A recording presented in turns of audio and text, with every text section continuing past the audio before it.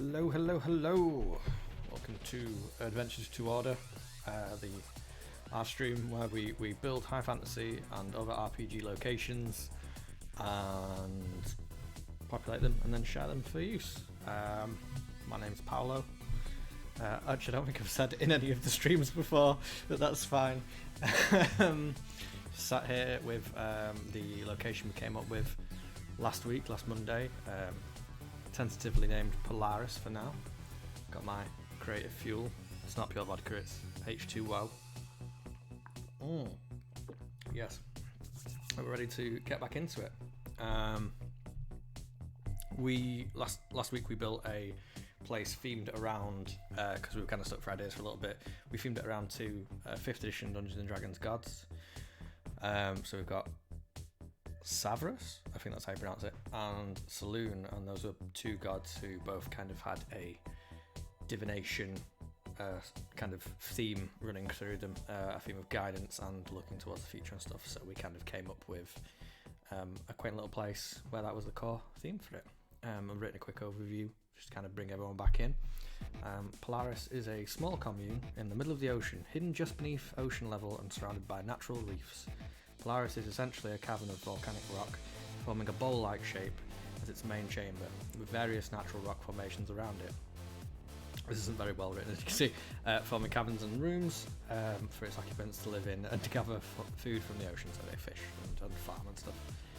The main chamber of Polaris is open to the sky and contains, at its centre, a large freshwater pool that reflects stars at night, perfect for use in divination spells and religious reflections on the stars. I'm realising how shoddily I wrote this before now, I'm just repeating words over and over again. Polaris was founded when two ships, one on a mission for Saloon and one on a mission for Savras, crashed into each other and the survivors stumbled upon this cave system. Deciding this to be fate, both took up residence here. Polaris has become a place of guarded religious pilgrimage for both these religions, but in line with their divination roots, proves a challenge for those seeking it to find. So that's kind of a sum up that blatantly needs rewriting before we publish this. But it gives you the gist. We had a load of ideas that were kind of pitched by the audience and stuff. So we had, it's a meeting of two religions, two ships crashing and then finding this location and deciding that, oh well, if there's an element of fate to our religions, then this must have been it. There's a lot of divination stuff there. It's a place that people go to have a religious pilgrimage, and the people who live there kind of stay there out of reverence to their gods and stuff. Very simple way of life. Kind of technically an island, but I imagine it as a kind of basin that kind of sits just above wave level and like looks up to the sky. Kind of like an igneous rock structure that kind of has this cavern that points upwards. And has like a reef around it that stops like ships necessarily finding it. One of the cool ideas we had was that seeing as staffs and staves are like a focal point of one of these religions, that you could find certain staffs in a world or whatever world you put this location into, which would have a star map that would help you guide yourself to this location. And the idea is that if you are a member of either of these two religions, then you might cast divination spells to find it, or if you didn't have one of these maps, use spells to do so, which I thought would be quite interesting. It would kind of prove your worth as a follower of one of these faiths. Yeah, I think that's pretty much most of the ideas we got out of it. Definitely like great pilgrimage references and it being a rite of passage for certain people. Yeah, we like the idea of I remember this now, it's all coming back to me. We like the idea of the two mastheads of the ships being like a focal kind of like religious statue for the merging of the two faiths. With all the mirrors or like familiars or the use of seabirds. But we kind of riffed off some ideas for characters there. We do know that we need kind of leadership for it. Usually we'd have like an inn in any location, as is integral to D&D. You all need to go for a drink from time to time, but not here. We've got kind of alcohol as like a loose concept that people are desperate to get a hold of but can't necessarily. We maybe there's like a hallucinogenic element to it. If people are having vision quests and stuff like that. We've got, what else we got?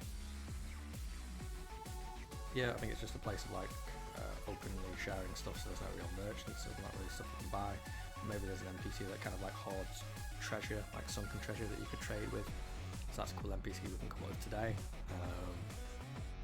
And the reasons to go and stuff like that. We list all our NPCs here, so we'll make a start of populating the place. So usually what we do is we roll for species of people in D&D. We're trying to get away from using the word race to denote differences in high fantasy species. So we're going to use species instead. It's a better word for it. But we've got dragonborn, dwarves, elves, gnomes, high elves, halflings, halflings, all those kind of crazy things that you could be. But we're using it as a roll table. I've kind of narrowed it down to the 20 that I would like to kind of exist here. There's things like centaurs and stuff like that that you might not have in your high fantasy world. But I like to roll a dice just to decide what species people are. So we're going to do that. I think, and it's probably important to discuss that. I think, what am I clicking on here? There we go. I think that certain things should be randomized. It's all good to have a clear idea of what you want in mind, and sometimes that's the best way to go about stuff, but I like to make sure there's a lot of random elements about my NPCs because it stops me from leaning into my biases and the biases that I don't know I have.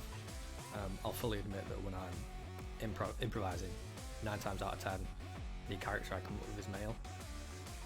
I don't do that on purpose. I hate that I do that, but especially when you are pressed for time or not thinking, your brain can fall back on bad habits that you've had in the first place. So we're going to randomize gender, or gender identity rather, in this as well.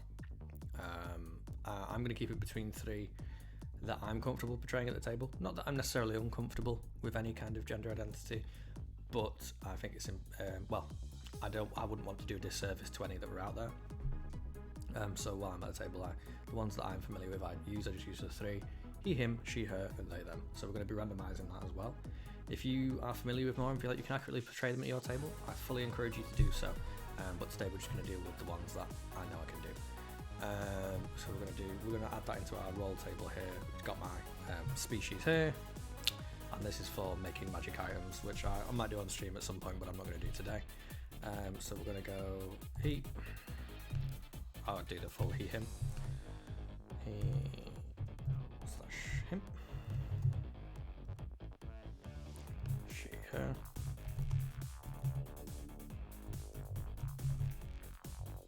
And they. There are plenty of gender identities out there, and a lot to research and pull from for your randomization creation. But for now, we're just going to deal with these. And like I say, I think it's important to randomize it, or even if you've done your first pass and you've looked at it, like going in and flipping those genders or re-randomizing them afterwards, just kind of mix up what you're comfortable with and get yourself, more comfortable with making it truly random and truly varied. So we're going to start. I will say that I have a clear idea for one NPC in this though. And that I would like the kind of leading person. I've got a very strong thematic energy of gender neutral there, and a they them, or gender fluid for that matter, and a they them being like the child of these two religions that comes in and is there and kind of lives in this society where maybe that doesn't matter as much. So that's the one strong feeling I've got about that. But everyone else is going to be completely randomized. So we've got lots of NPCs here. A person with a stone staff who was grumpy all the time. Yes, one of the jokes we had was that some people make staffs out of rock and they're very heavy, they don't like it. Rory the Pelican, or maybe was it Roy? I think it was Roy. I think we misunderstood one of our chat people. So Roy the Pelican, just because. Possible treasure hoarder, a text keeper, a moonshiner perhaps, a lead religious figure. That's we're gonna maybe cut that and put that at the top. Let's have a go.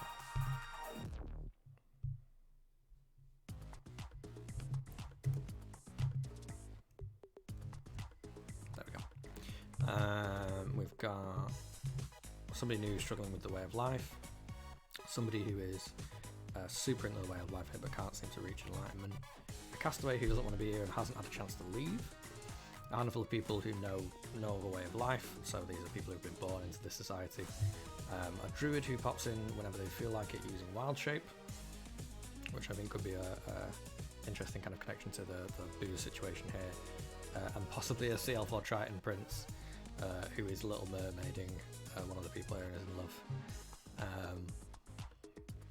Prince or princess, we're going to random that as well, but my initial instinct there was to kind of gender flip that. And we've got possible player hooks that we're going to just move down this list here because we're going to write anyway.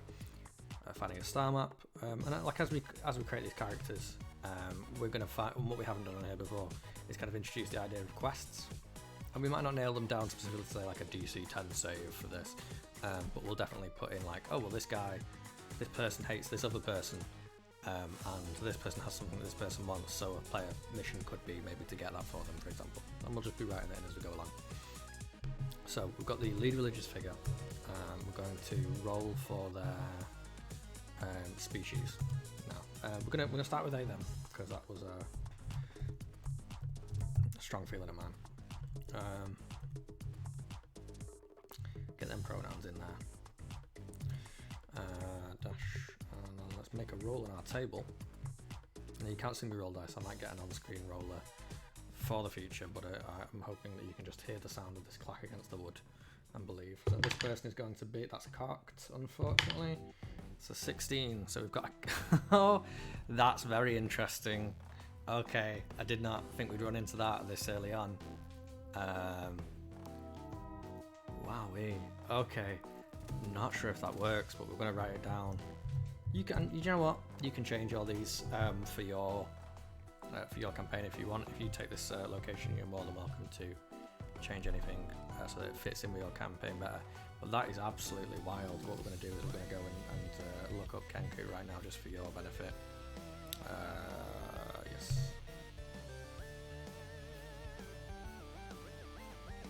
Please load D&D Beyond.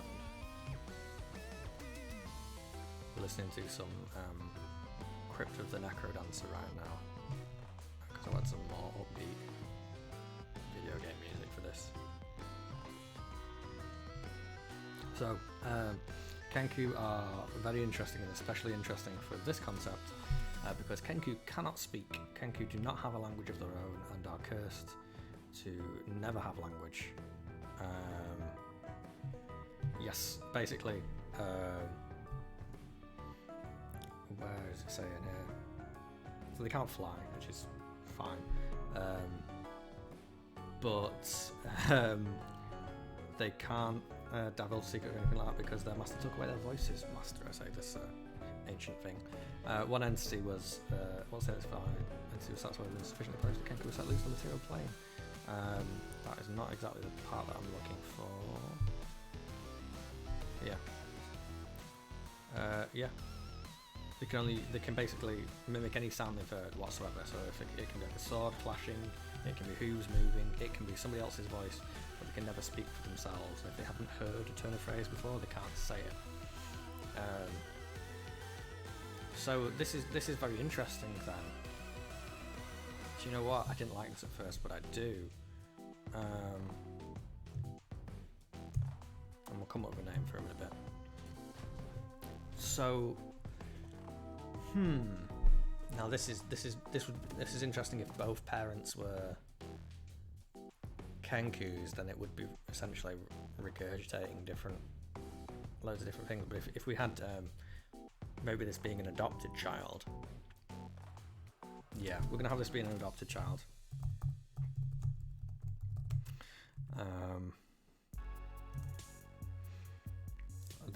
They're two different parents, and we can nail some more details about them later. But each parent was the head of each religious group.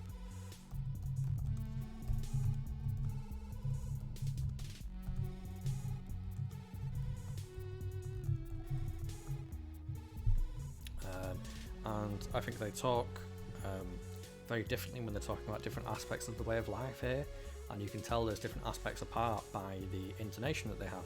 So if they're speaking in like their, you know, in one parent's voice, it might be lighter or have an accent to it. There could be another parent's voice that's gruffer and have a completely different accent going on.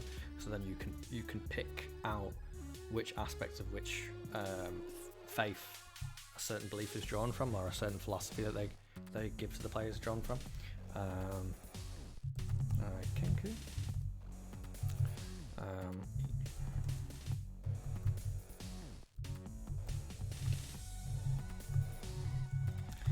Is denoted by which voice is used.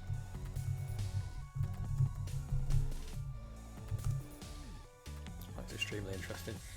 So I think if they're adopted, then maybe they're from another shipwreck then, rather than coming in on the initial shipwreck, because that would indicate some kind of heritage either way. But we'll I'll just put it here.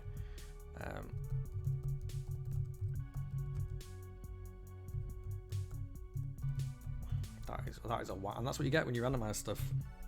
I could come here and be like, they're elvish or they're half elvish, and played it from a very straight standpoint. And because we randomized it, we got a whole different thought process going. We've used interesting themes already that already exist in the game to basically enliven our story. So we've just come up with something completely out of left field. That's changed the makeup of our location, and for the better, I think. And you know, if you don't like it at the end of the day, it's make believe and you can change it. But I think this randomization aspect is really, it's a good exercise to help you come up with stuff, is essentially what I'm saying. Yeah. So I love that already. So there are they, them, Kenku. We've got we're gonna just fly through these and then come back to them unless there's something like immediately pertinent about it. We're going to keep rolling.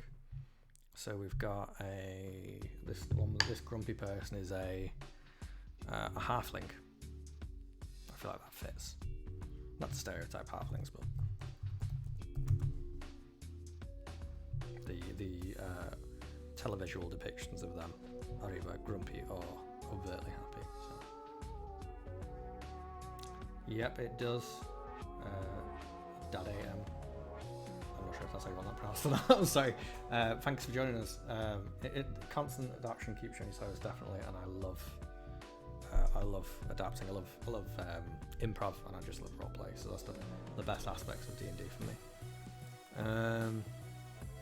Oh, hey Adam. Nice to see you. Hope you're doing okay. Right. Okay. So we've got. I don't think we need necessarily agenda identity for the pelican. Or, well, and we also know it's a pelican. Why did I put halflings? Right, okay. Roll a d6 and get a gender identity there.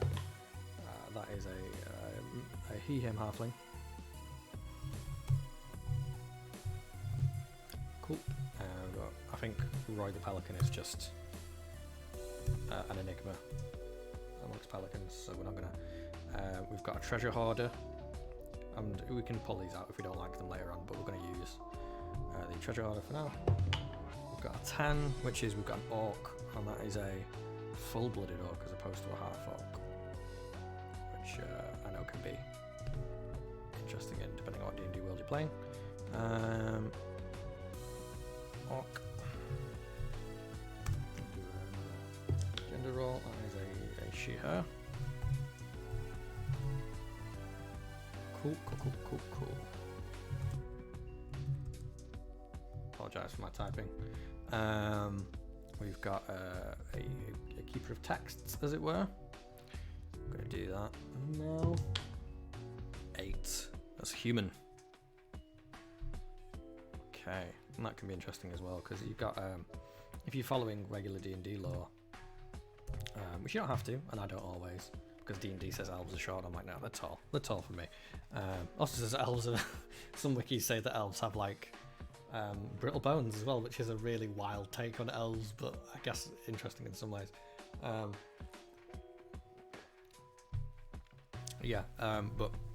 depending on how we do this. Like if this person's just human, is there like an age concern there if they're living with a lot of like longer lived species and stuff like that?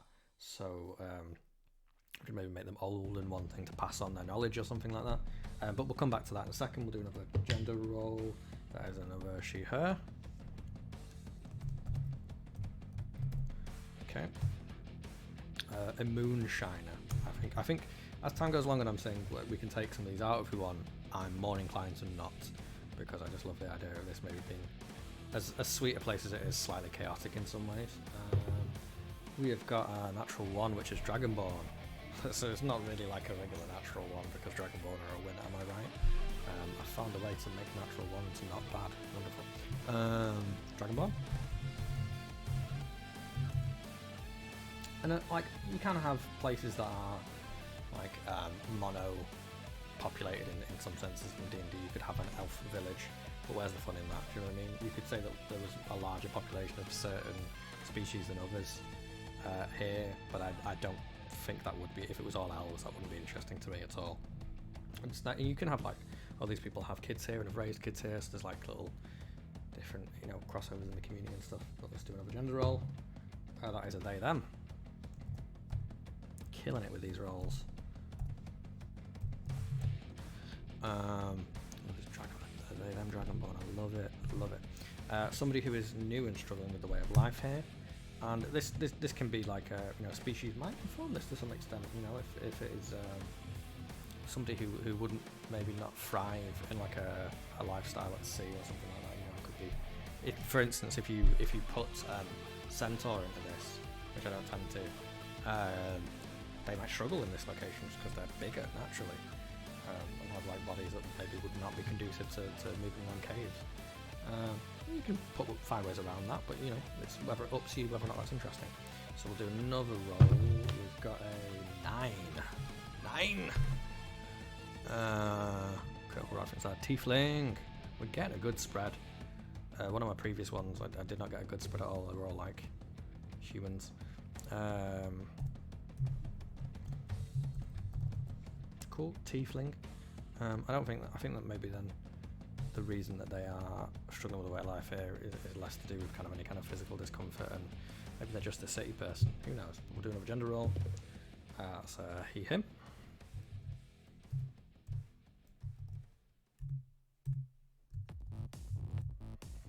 How's the music volume for you, Adam?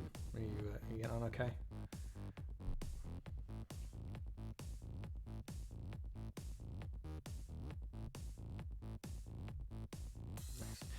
He, him, tiefling. We've got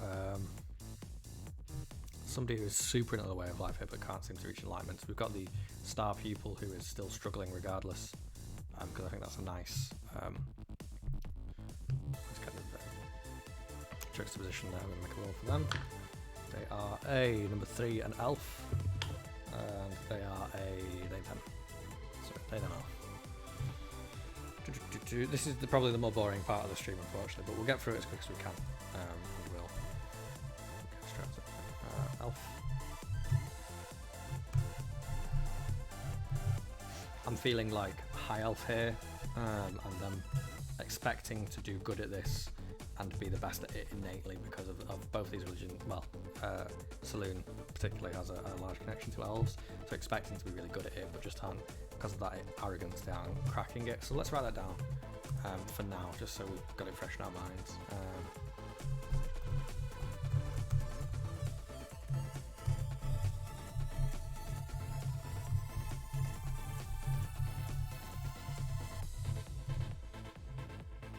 I'm going to take heritage out there, I'm not sure I'm comfortable with that word, because, yeah.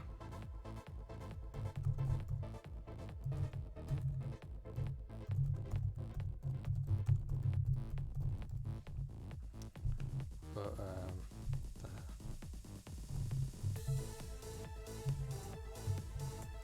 arrogance means they fail, and we can rewrite that so it's a bit better in a bit. We've got castaway. He doesn't want to be here and hasn't had a chance to leave yet. We really don't want to leave, but we'll see. We'll roll the 2 dice together now just to speed this up. We've got a 10. That's another orc, and it's a they them, which is awesome.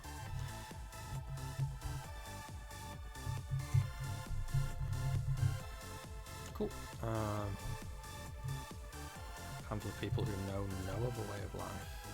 And they can be just randomised NPCs. We'll leave that for now. Druid who pops in whenever they feel like it. So we're just gonna do a quick roll for them, and maybe I think we're gonna leave the Triton as a prince just so we can have that that gender flip on Little Mermaid. So number 10. 10s. We're getting a lot of 10s tonight. I'm not sure, and this is like a good example of someone doing it. Like, so we've got 2 orcs already. Is it odd that the druid is necessarily another orc, considering we've got 2 people there already who we're doubling up somewhat? I mean, it's not that it couldn't happen. Do you know what? Actually, no. This is also going to be an orc. And then if the players draw that conclusion,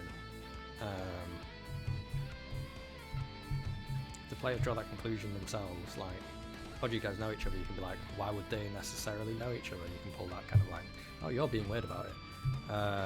So we can challenge player assumptions there, which I like doing in games. I think we might roll. I'm not sure if we should do Sea Elf or Triton. I feel like Tritons are weirder than Sea Elves, or like more different than Sea Elves. So we're gonna a Triton Prince.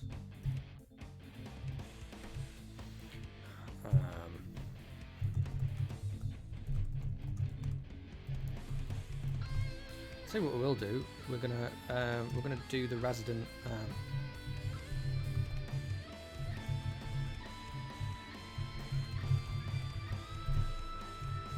For our final roll today. We've got 5 and a he/him. 5 is a half elf. Oh, that lines up. That's nice. I mean, it would be well, not that it wouldn't line up any other way, but yeah. It would be, I guess it would be harder to kind of write if it was a Kenku necessarily.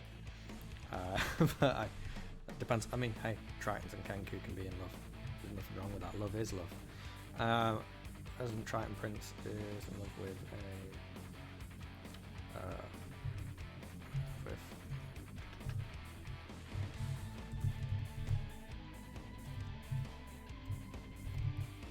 I love this. We're gonna totally get that off the ground. Okay, so we can snap back up here now because we've already got our key NPCs, and I like to only do key NPCs. You can write a whole population for a place, and I've done that before, where I have literally populated an entire village with like 25 to 50 people, and the players have gone in there and asked not one person their name, so that can be pretty frustrating if you're a GM. Not that it's their job necessarily to do it, but just kind of mitigate your work by having like a sheet of randomized NPCs with you. Maybe we'll do a session on that one day, but there's a lot of roll tables and generators out there you can use. So we've got a halfling that's he/him, and there's a big nature of carving your own stuff here. There's rite of passage either using a piece of driftwood or what did we write? We wrote something, didn't we?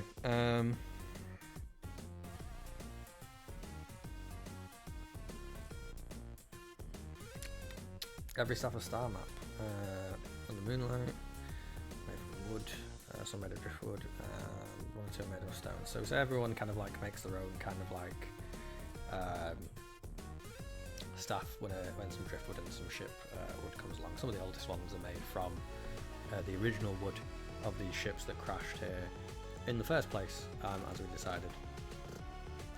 But this person made one out of stone, and it's really heavy, and they're grumpy because of it. But maybe this is a person who, and I know the chat's just Adam right now, but if anybody who pops in wants to shout in any ideas, by all means feel free to. They are from one of the original ships. I think maybe because of the staff as Savra's ship from the original.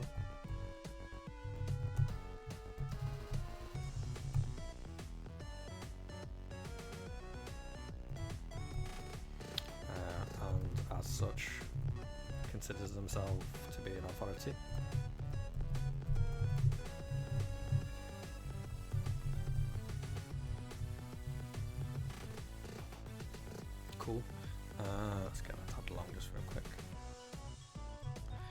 Oh, I don't know what I did there. Never mind. We'll just keep typing. Considers us to be an authority. Oh, I know what I can do.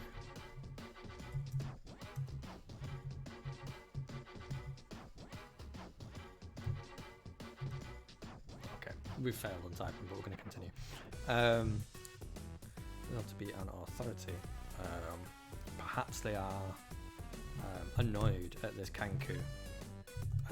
Yeah, this fits in perfectly. Okay, so this Kenku is... I think we fully believe that this Kenku leader, this like religious figure who was adopted by the couple, the leaders of the two ships in the first place, is essentially, because of the nature of how they speak, they're regurgitating this information, they're just repeating words told to them.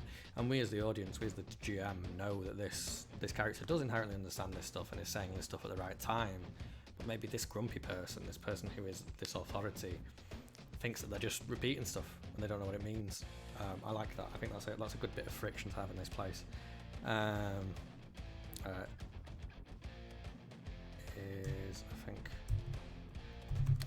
Is frustrated with the current leadership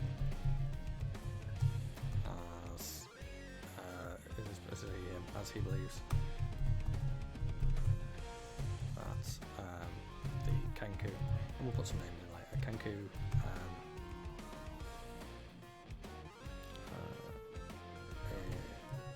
is just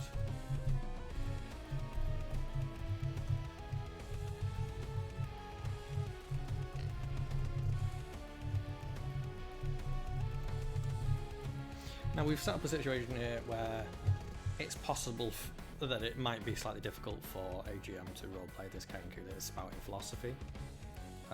So it might be pertinent to just kind of like do a little research beforehand, or maybe we'll put in this document just a few little kernels of Saludite and Savrai philosophy that we might occur from real life, so that you can just kind of like try and figure out which is the most pertinent to any given moment as this Kenku looks on and squints and goes, ah yes, it is I think therefore I am, or something along those lines. The unobserved life, etc, etc. Yes, I'm not understanding it.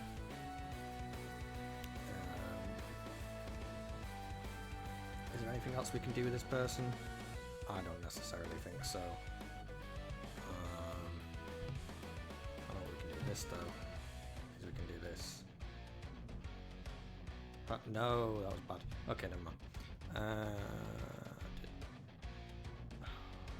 Heaven forfend. Heaven forfend, I'll do anything right. Right, okay, that's back to normal. Yes. I think that's all for him for now, and we can come back to them later. Got Roy the Pelican. We did have this initially, someone else is familiar with. We're going to follow like a lighthouse style kind of thing. A mysterious pelican.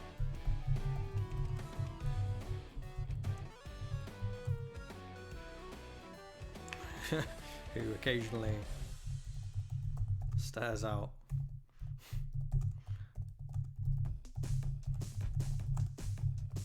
I like little stupid red herrings and things like that, and I like to put them in my games because I just turn on the game in this a little bit here.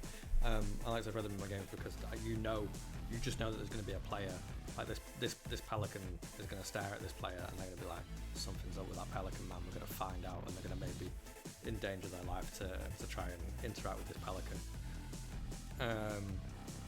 Cool. So we've got an orc treasure hoarder who is a she/her. I think that they let's try and rationalize this. So if they were off one of the initial ships, or they've come later on, or maybe this is a pilgrimage for them.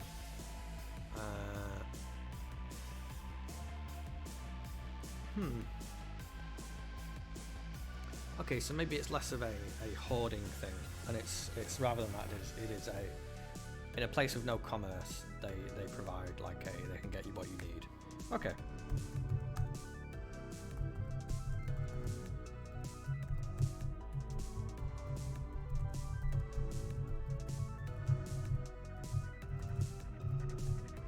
I think because of that, then she has to have a strong connection with the druid, and now that's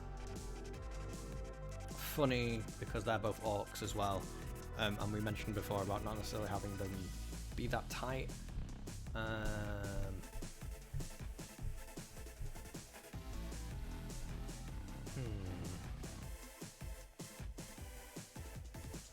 How do we make that work? It might be worth coming back to in a bit. I'm going to think on that. There's nothing wrong with that at the same time, but I want to make sure I'm doing that the justice that I can.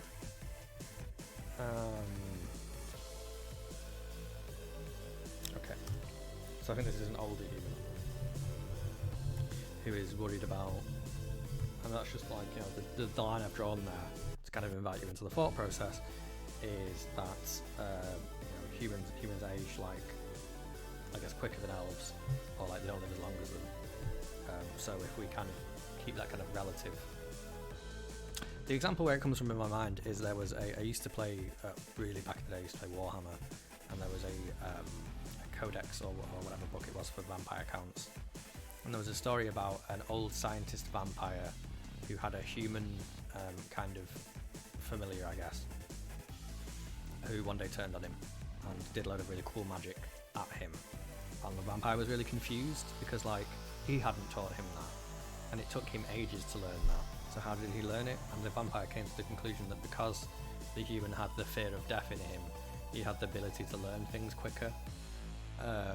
Or like the pressure of like, oh, I will die soon, so I must learn now. Whereas the vampire had eons to study, so he didn't have to rush in any real sense. So that's kind of where this idea is coming to me, of this older person who was concerned with the progeny of this information and passing on this position, and that kind of dichotomy between species that age slower and live longer, and just humans who are like, yep, flash in the pan. Worried about progeny, legacy, we'll say, and finding someone to pass on this post to.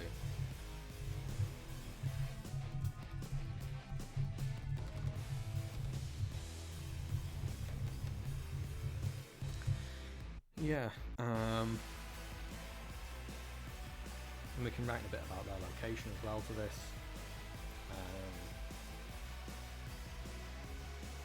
Some H2O.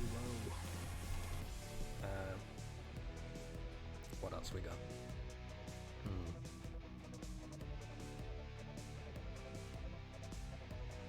Let's think. So, okay, so their location is, I think there may be, we'll just put brackets location.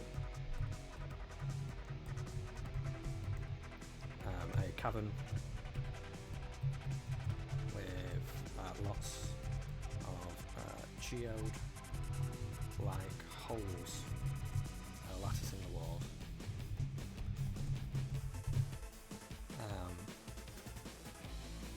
serving as space for scrolls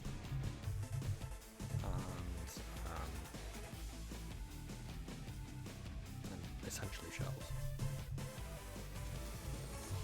We can rewrite that later. Cool. Okay.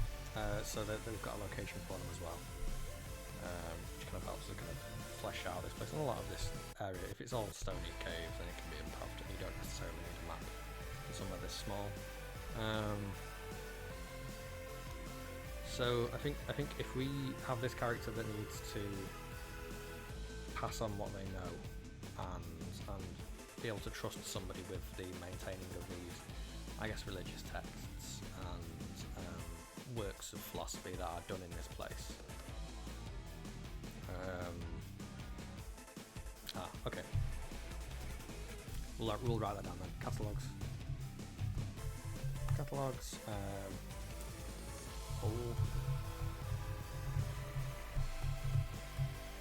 Some scavenge texts.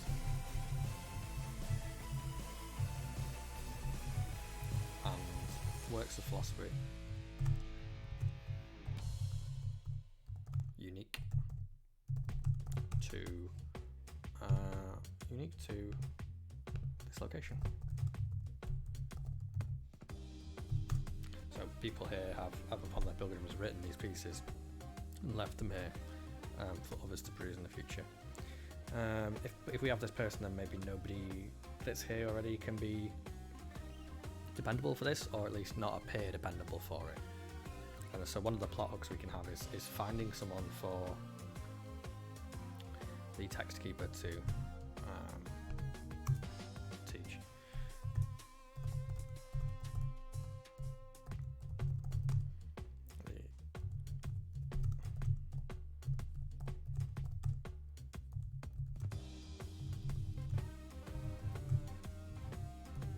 So that could be a player hook as well. It doesn't have to be an explicit quest necessarily. I don't know that there's going to be physical rewards for that, but you've got at least something that player can take interest in and be like, oh well, and if someone does prove themselves trustworthy, they might be able to suggest that if the players feel invested.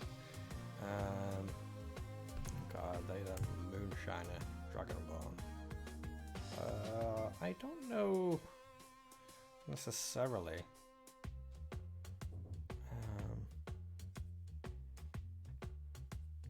Okay, so right then, I guess, is heat something that's needed in making alcohol? I feel like it is. Heat and pressure. I know Adam will know something about this, as they like a bit of mead, from what I recall. But I think, yeah. So, okay, so let's say that they are making. I'm not sure what alcohol you can make underground as well, but okay, so red or gold. Fire-based Dragonborn. Using inherent breath weapon abilities.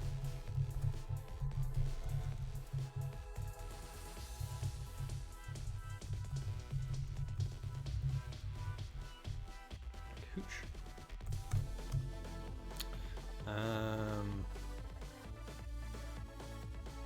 Would it be interesting that they didn't drink, or should they drink? I think they should. They should probably drink. I don't want to make this like an illicit thing, though.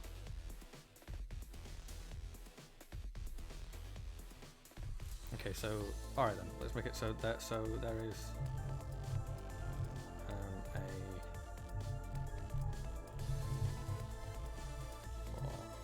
a high demand. High demand for alcohol, but not enough to go around.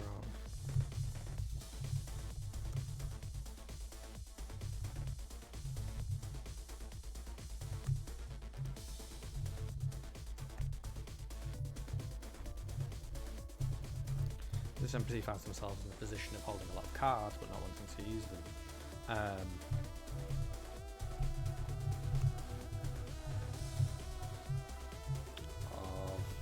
Holding a lot of cards.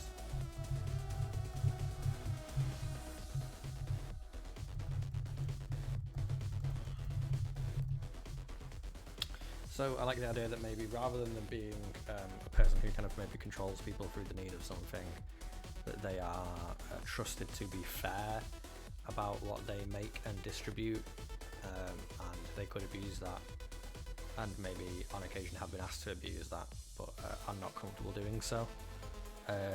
So I mean, it's kind of risky, but it's an avenue the players could pursue to maybe put pressure on somebody if there was a thing they needed to achieve.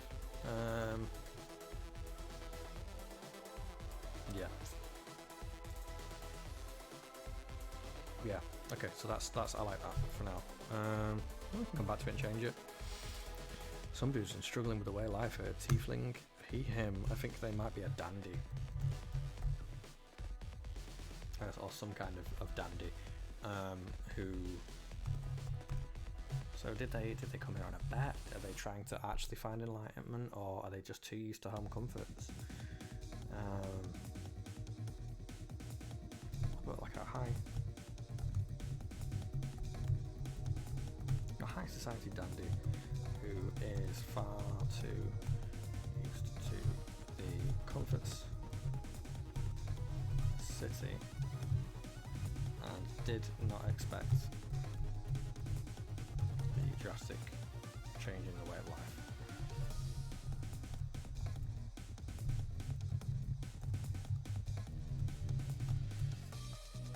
Cool. Yeah, I like that. Maybe like they were.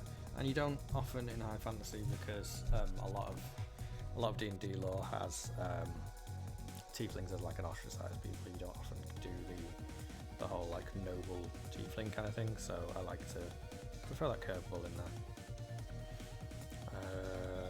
I like the elf that is supposed to be, thinks they're supposed to get this right and just can't. And maybe considers it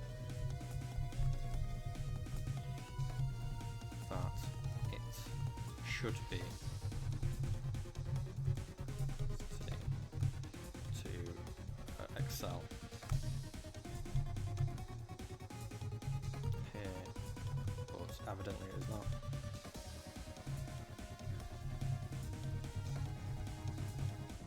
Struggles with this daily. They struggle with this daily, like they're actively struggling with it, but trying not to show it because they want to seem like they are doing it right.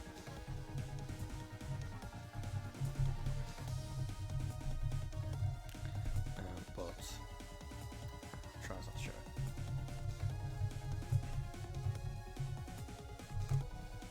it. What is it that they're finding hard though? That's an interesting one.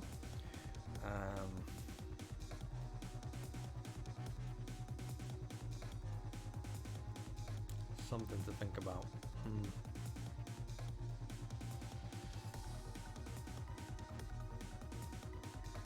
Okay, so we might come back to that later once we've kind of like pinned down the exact spheres of philosophy that they're struggling with.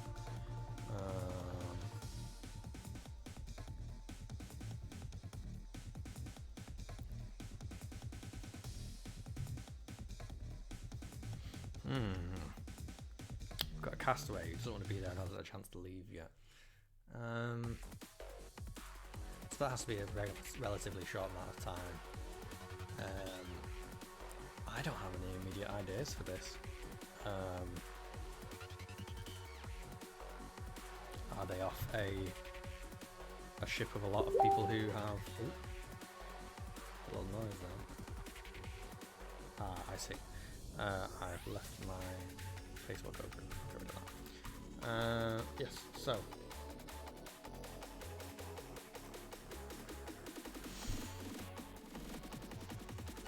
right, yes, so we've got are they off a whole ship of people who have crashed, or are were they on a ship of one and have found themselves here through ill fortune? Do you know what, actually that's hit me real hard right there. It turns out it is fate that they are here. Do that all caps.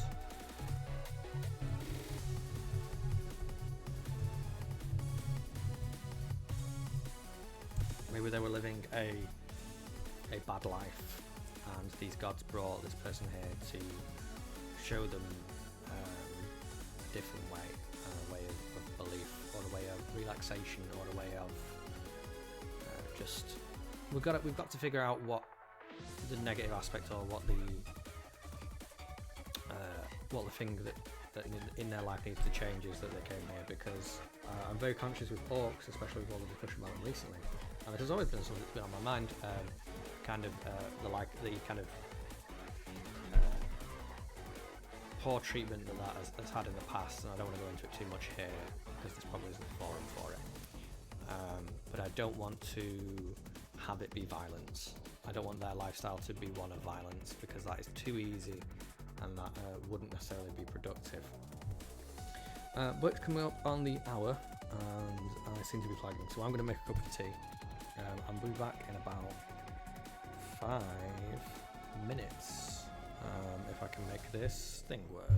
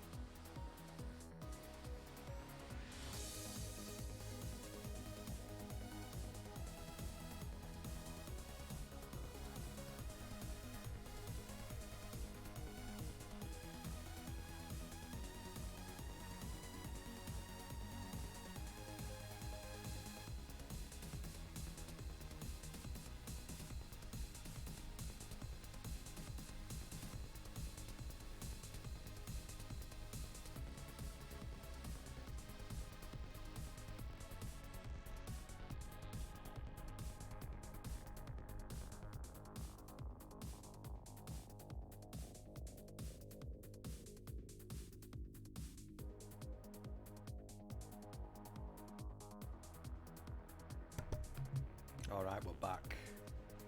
Oh, hey, Frey. How you doing? I actually need to get my chat box back up because I put it down while making a brew. There we go. Right, let's not have any crossover with the streams. Right, okay, cool. So we have, just for our new guests, we have been populating the place. We did some random rolls. We did an overview of the place that needs rewriting. I did that off screen. I'll reword that, but it basically gives an overview. But you were here last time, so that's cool. We have our NPCs. We've made a lead religious figure, as we discussed last time. They were going to be the child of two of the heads, one of each religion, and we randomly rolled a Kenku, which initially I thought wouldn't work. But we decided that they were perhaps an adopted child, maybe coming off another shipwreck or something like that. And instead of, rather you can tell what school of thought each kind of bit of philosophy they spout comes from because of the voice that they use, if it's either if one parent or the other. I'm not going to say mother or father because they could have been different than that. So let's, that was an interesting one to work with, and then we had the grumpy person thinking that they don't actually know. Is there no sound? Oh, that's interesting. Is there definitely no sound? No, there should be sound. I was getting reports of no sound, but oh no. I'm texting a friend during the stream. It's gonna go on YouTube afterwards as well. Never mind. Yes. So let's bring it back in.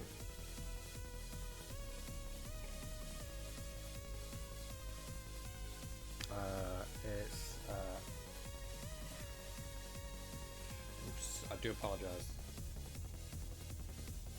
Okay. Right, so that's gone. I'm not doing that anymore. I do apologise. This is dead air. But yes, we have this kind of grumpy person who is essentially at odds with. Sorry, I lost my train of thought. They're at odds with this Kenku, who they think, rather than understanding philosophy, is just regurgitating it. So maybe they have some slight prejudice here and hard feelings because of they're not the one in charge, essentially, because they feel more seen to them. But this person has been deferred to because of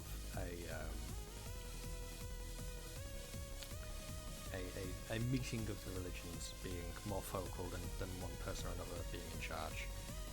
So there's that.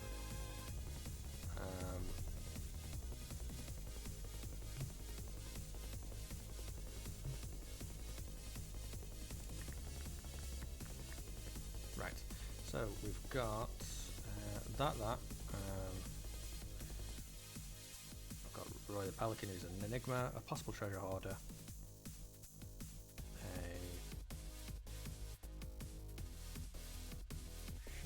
hawk. We've gone off the rails a little bit. I made a brew, I've come back, and I got confused by sound issues. But it's fine. I know we're doing alright because it's coming through my end good. I do apologise, we're getting back into it. 3, 2, 1. We're back in the room. Right, okay, so we've got a...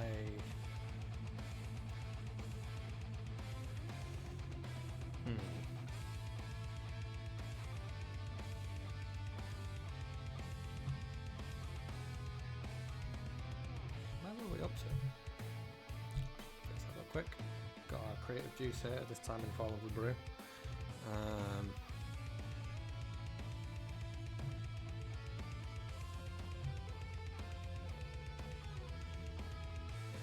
Kind of like, oh yeah, we got up to this orc. Yeah, it's fate that this orc is here. Why might it be fate that this orc is here?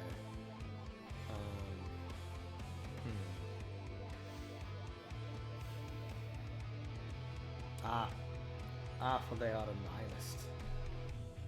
This orc is a...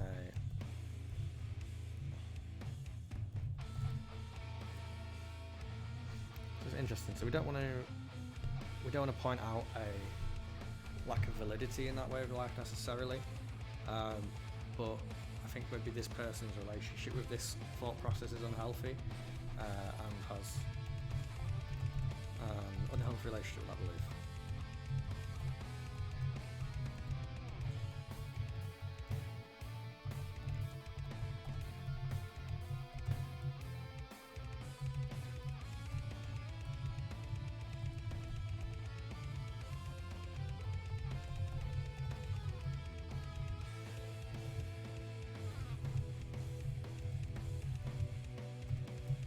That's what I believe is problematic, isn't it? It hurts those around.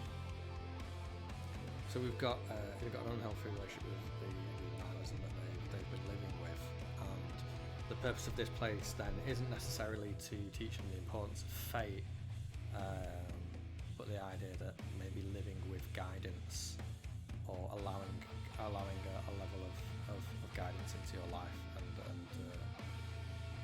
the observation of these two religions melding together. Okay. The purpose. Okay, so the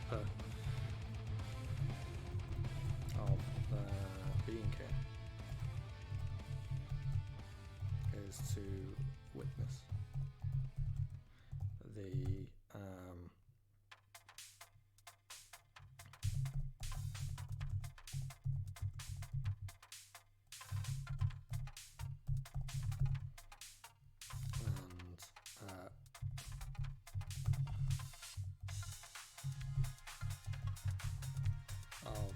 welcoming guidance into their life.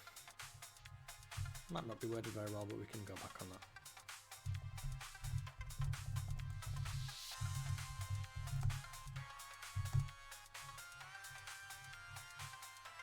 Cool. I think that works, and it kind of doesn't go against completely orcish kind of, or traditional orcish stuff that has had some scrutiny. But if we have this person who is randomly an orc and is somewhat nihilistic in their beliefs, and maybe they came here for a darker reason than that, but it's not something I want to kind of force into it. If they are, if they got on this boat and just didn't care, maybe the purpose of them being here is teaching them that caring is okay.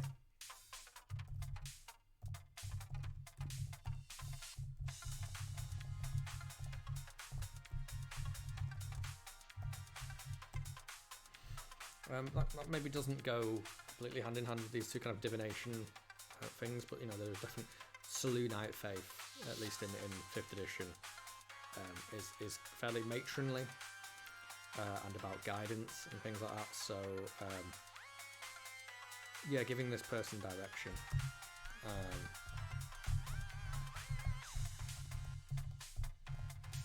And you can be free to field a different reason that they might be here, but I like the wonderful, we've got some sound for our viewers, which is always nice. Gave me a heart attack there, but it's okay. Thought I'd been doing an hour and 20-minute stream with no sound on, and I absolutely had a heart attack. Right, okay. We've got all these interesting kind of NPCs here. We've just come up with somebody who kind of got shipwrecked here, but it turns out that it's fate that they're here, and they had an unhealthy relationship with nihilism, and them being here is kind of like these gods' decisions to it's not a problem, don't worry. It's kind of these gods' decision to bring this person here to show them that it's okay to care, maybe, and that it's okay to get a little guidance from time to time, or like giving them direction in some way, which I think could be a nice thing for players to interact with, which would be interesting, especially if you have a player who's like a murder hobo, or maybe like is unsure about their character's direction in the world.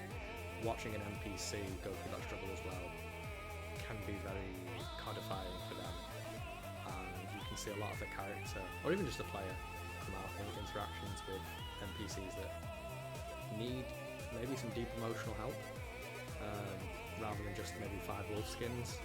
But I like that for this, and if there is a way for the players to do some of the philosophizing here, rather than just the NPCs. Then I'm glad we can maybe shoot on it. Handful of people who know the way of life. They're just random NPCs. We're just going to write that in. Random gen NPC.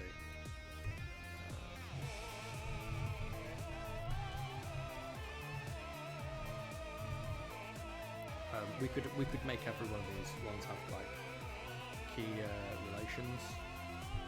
And music loud. Okay. Interesting. Let's turn off music now.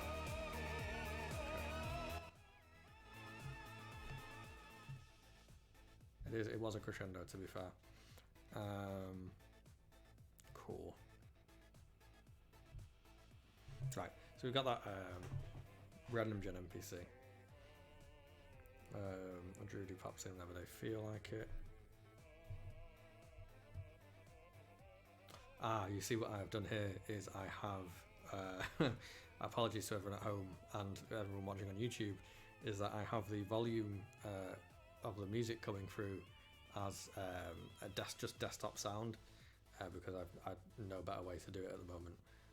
And I have the volume knob on my microphone, my Blue Yeti, turned way down, me thinking that the music is just quiet, but really it's the volume knob. So apologies if the music's been talking over me this whole time. But you got to enjoy some Crypt of the Necrodancer, and that can never be bad. That's cool. We've got a... Now I need to talk quieter so I don't rupture my own eardrums. We've got a druid who pops in whenever they feel like it. That we did an orc, they, them, and we were somewhat confused because we had like 3 orcs, but we didn't want to have like these orcs necessarily knowing each other, and kind of maybe impose that the players would necessarily like assume that as well. So we're going to, I think, rather than change that orc druid, so we can do one of 2 things. We can either change the druid or we can change the treasure hoarding person that we had. Because I think that warrants a change there. It's not often I will change what we randomise, but I think in this scenario, rather than be like, oh hey, these 2 are getting along, because we could have them be the same species and not get along and have a business relationship, but then even so, I don't know that nuance would be clear to the players. So let's change those. I think I like it for the... I think maybe we'll keep the druid and orc, because I feel like that's more interesting than maybe somebody who's hoarding. So let's do another roll. Let's do a re-roll on our roll table, which we won't do very often, but we're doing now. We've got an 18, which is a... It can't be a Triton because we've already kind of set aside that different Triton thing. We've got a 10. That's an orc again. These dice. Okay. Do you know what I'm going to pick? And it's because I love them. I'm going to pick a turtle. I think it's going to be a turtle. Wouldn't usually just outright pick. But we're going to do this. Change this treasure hoarding person to a turtle if we can find them. I don't know where they've gone. Treasure hoarder. Okay, so we're going to do a turtle. A she, her turtle. I just love turtles, man. I feel like turtles would be good for oceanic life. I know they're not turtles, they're more tortoises, but we'll see how we go. It is indeed fate. Cool. So then we've got this inherent relationship between this person who hoards treasure and this, or knickknacks that are found from shipwrecks, or things that they can get from the outside. Maybe they're the person that can get you what you need in this place. If are you missing combing your hair? I can get you a comb because I've got this connection with this druid who brings me in stuff. So I guess then maybe they're the flip side of the moonshiner, in that they do maybe not abuse having cards, but are like, they're a person to go who has favors. So who gets moved away a little bit, who has a lot of favors owed.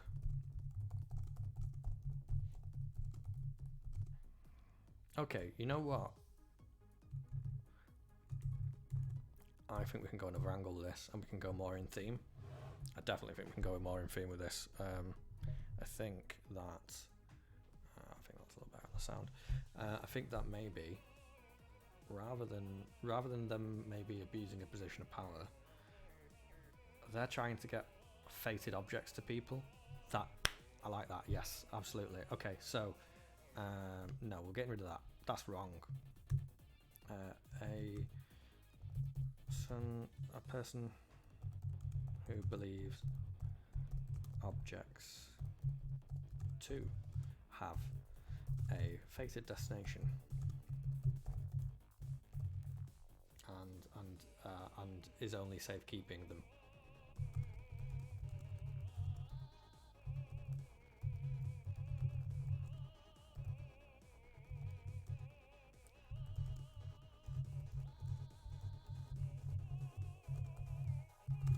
That I like. I'm digging it. It's all fate. It all comes full circle, baby.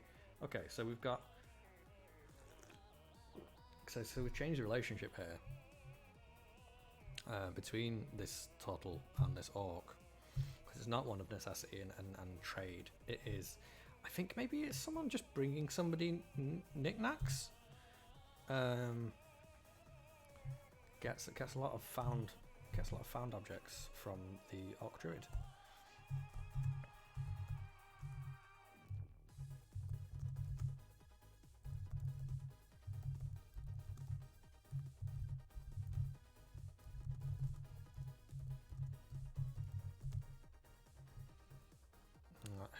Who usually asks for no more than booze.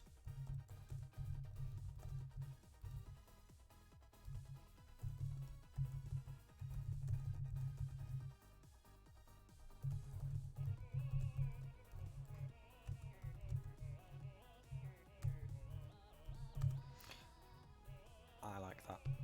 I like that a lot. I think ration is right. Turtle's ration of booze. Okay, so we've got this kind of weird relationship where maybe this turtle doesn't drink at all, and they, as like part of the moonshiner he's set up here, gets like a portion of it, a ration of it, as time goes on. And instead of drinking that, they give that to this druid who kind of flies in animal form every now and then. Maybe it's just like a hermit druid who likes to drink their years away, and is bringing knickknacks that they find on the tides or shipwrecks, or from shore maybe, to this person, because they know that no matter what it is, they will give them some alcohol for it. I like that. Okay, so, and there could be a tragic backstory to this druid. We don't know just yet, but let's work on them. It's an orc and it's they them. I think it's a hermit. Hermit who flies in occasionally in animal form.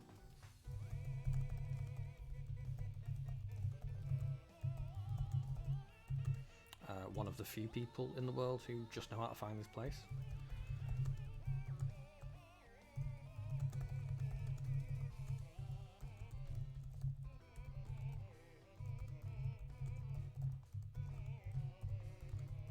Magic or a map. Brackets, because they fly.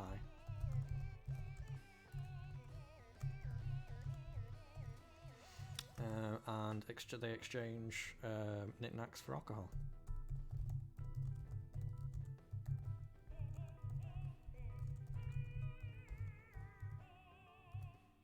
That's cool. So that begs another question then.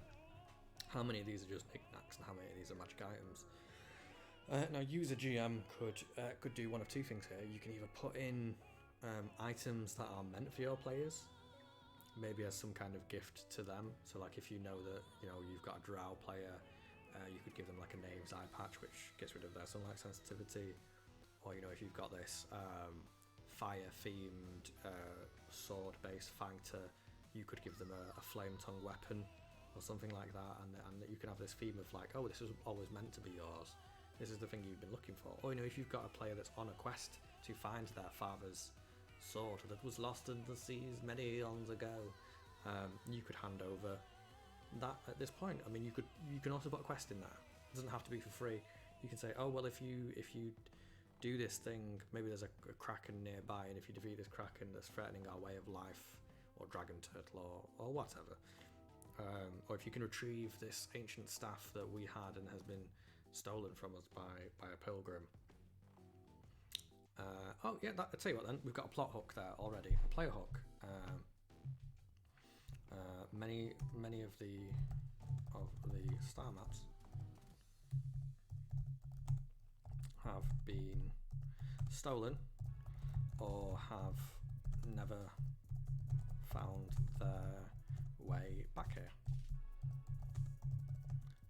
The players can be given a mission to retrieve them. And the aim here is to make it harder to find this place again and make it more of a sacred place by not making it more exclusive, but like making it a true rite of passage, making it less easy to get here.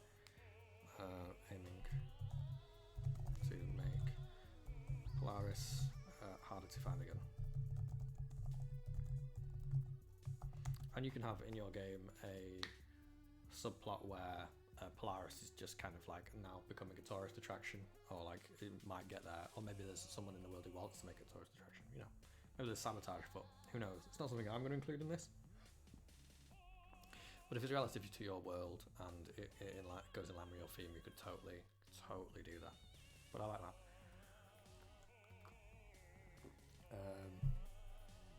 So I do definitely think this hermit definitely wants to be left alone.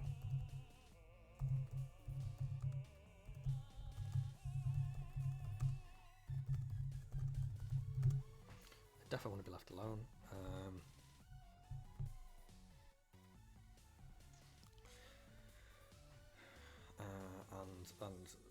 have as little interaction with the party as possible.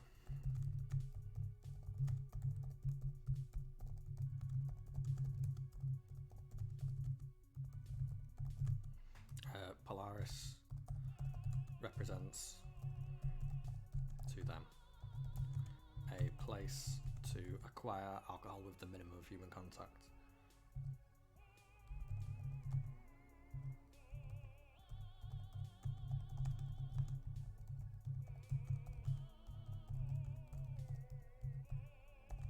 I think whatever they turn into maybe looks scruffy as well, because I like that as like this kind of like hermit character. It's like maybe a raggedy bird if they're a bird, just like maybe going, oh, or you could go the opposite way with that. They could be like pristine looking. They could be really majestic when they're an animal, and then when they bamf back in as a person, they just look scruffy as F.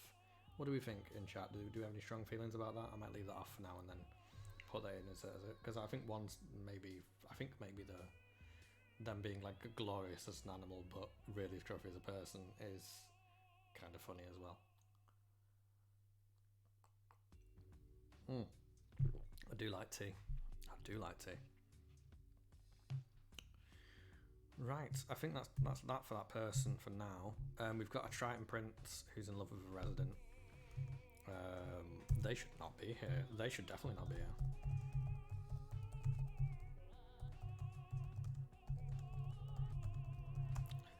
Because I think maybe there's so we've got something inherently there that like maybe the people of Polaris shouldn't be in Polaris, and that's something like maybe like a member of Triton royalty permits but isn't stoked about.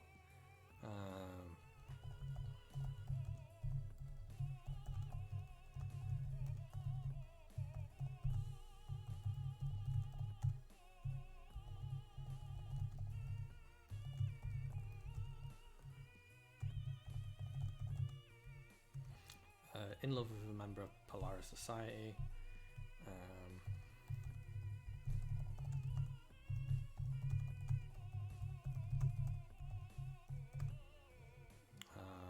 And they are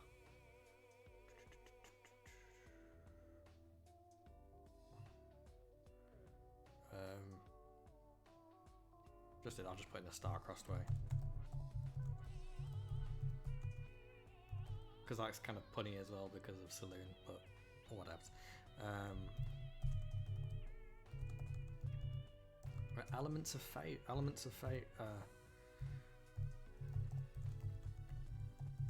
We need to write that down because if it's fate that they come together,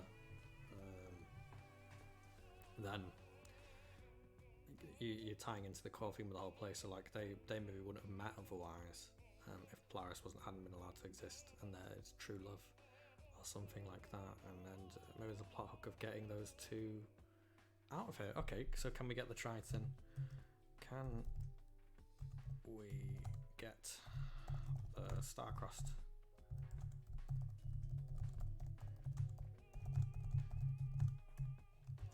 Can we get the star-crossed couple out of here? That's a cool plot hook. Those characters might remark that they long to leave and have a life. If only there was a life beyond here that I could have with my dear Triton Prince, my green-haired boy. Cool. Okay, so let's then move on to the resident that we've decided to have it be. Well, I say we decided, we randomised that it was him, but I'm really into this kind of gay romance we've got going on here.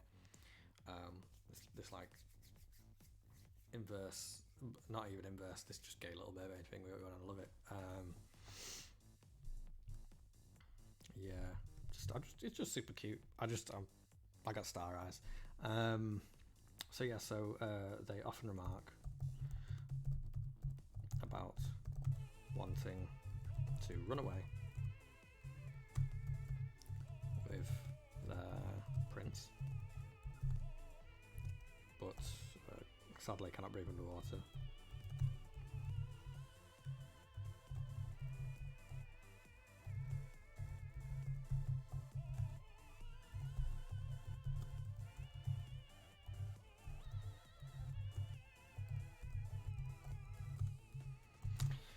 There's so much you can do here, because you can just have it be a basic player's gambit of like, take us with you, or this person could be tempted to enter into a warlock pact that might not be beneficial to them in the end.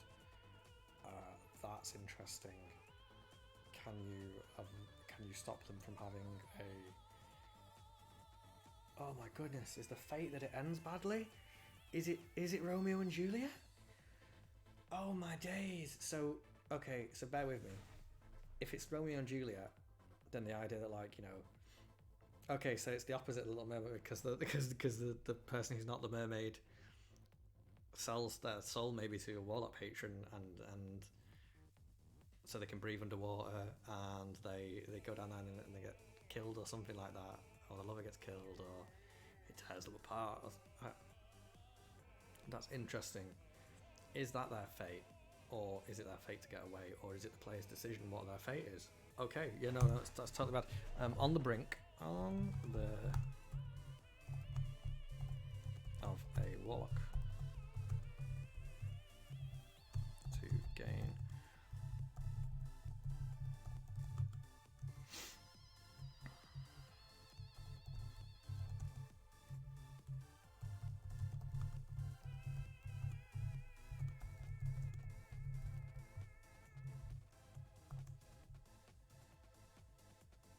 I think that's maybe my favourite bit of the evening, is coming up next to the Kenku who mimics the philosophy of its parents. I am super in love with this kind of players can get involved in the Little Mermaid. Yes, I'm so excited. Okay, so yes. Okay, so we've got the patron.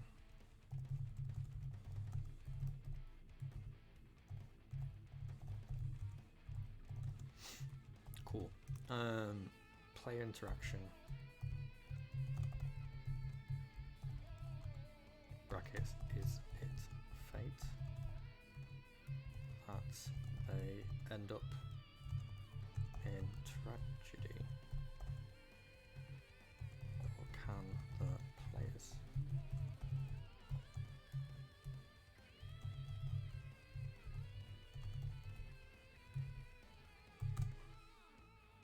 awesome. Okay. Couple out of here.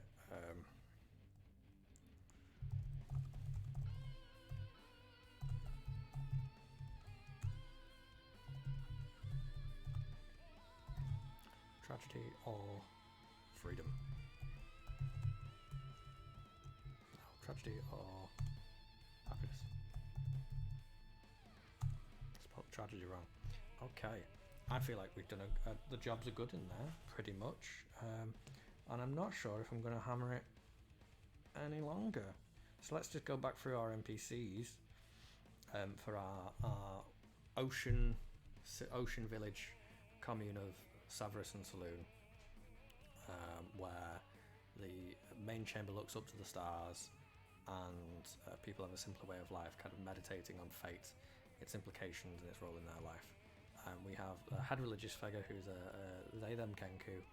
They're an adopted child of the two leaders of the different shipwrecks that brought people here. When they speak different pieces of philosophy, we know which parent it came from and therefore which religion by the voice that they use. And I think maybe I can write in some of their parents previously. I'll do some randomization for that off screen and put in their parents and maybe voice suggestions or philosophy suggestions for them. But that's a bit more writing than I want to do right now. So that's there might be a question mark in the player's brain as to whether they truly understand the philosophy or they're just mimicking it, which can be interesting to play around with. I think in my head as the GM, they definitely do understand it, but have a limited capacity to communicate it, or its nuance at the very least. We've got a person with stone staff who likes to do things the hard way, apparently, who's very grumpy all the time because of it, but that's not really their story. We kind of use it as a prompt. They're a halfling, they're he, him, and they're from the original Savras ship, which led them to be one of the first people to make a stave here, and out of the wrong material, because maybe for all their seniority, they don't see the wood for the trees and they do things harder ways than they could. And maybe you can tie that to a fate of punishment for somebody who's just ornery. But they consider themselves to be an authority because they're more senior than the Kenku, and they're frustrated with the Kenku because the current leadership, as they believe it, is that the Kenku is just regurgitating philosophy rather than understanding it. Like we said, an interesting kind of play off there. We've got Roy the Pelican, who was just a suggestion from Bard College last week. I just think a nice little red herring of a mysterious pelican who occasionally stares at members of the commune is a nice red herring for players in that, like, they might be like, what's up with that pelican? I got us to know, and possibly put their lives in danger doing so. It's always fun to do. We've got a possible treasure hoarder. I say possible, we do have a treasure hoarder. I need to rewrite this now. Person who believes objects to have a fated destination and is only safe keeping them until she or the objects themselves find their owner. They get a lot of found knickknacks off the Orc Druid, who usually asks for no more than this Tortle's ration of alcohol. So we've got someone who may ask the players for to do a quest for them, so in exchange for certain items, or might just give them to them depending on how much you like your players and want to give them stuff.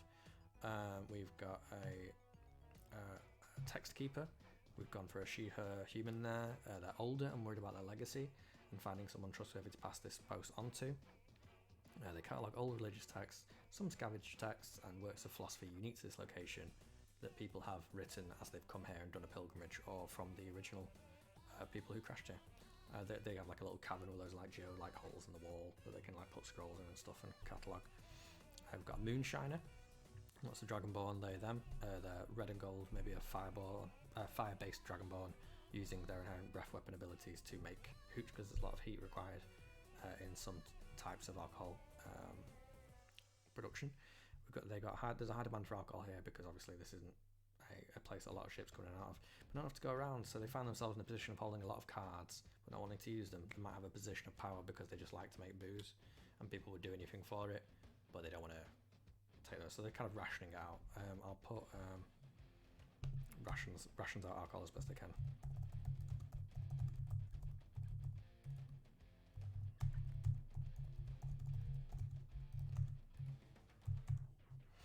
We've got somebody new who was struggling with life here. We've got a he/him tiefling who are a high society dandy who thus far is used to comfort the city and did not expect the drastic change in the way of life here. I'm not sure that you need more than that for that. We could do some more work on it, but I'm very conscious of time at the moment. and all you just need is that conscience to like somebody. Oh, it's so salty here, or whatever it is. It's ruining their hair or whatever.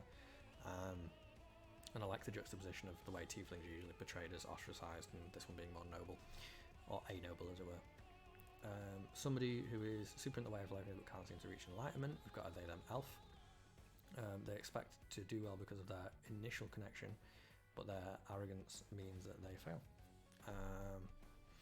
Yeah, it's maybe less of an arrogance, but more of like they expect it to succeed, and then they just can't.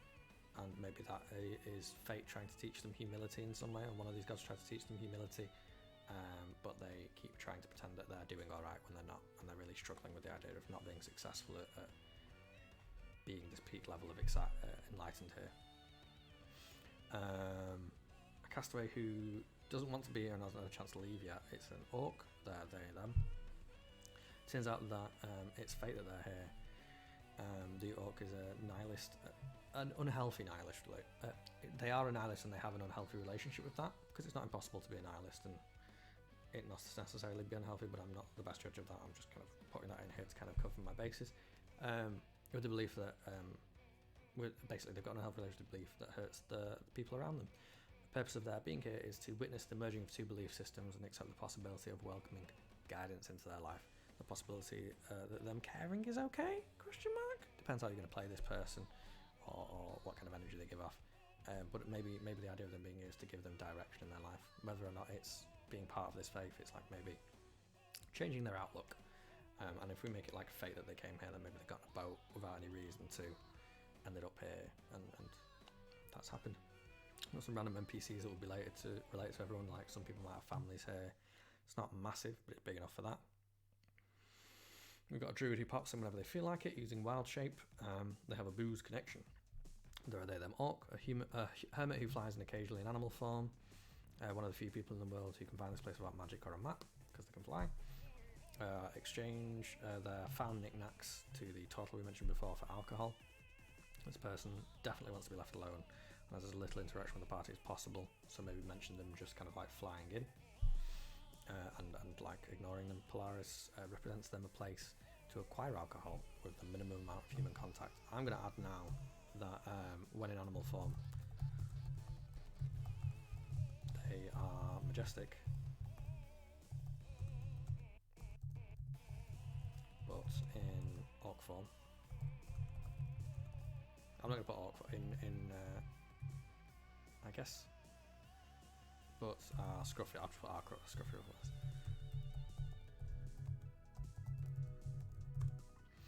So you've got that kind of like noble soul aspect there to someone who is otherwise not wanting to look after themselves.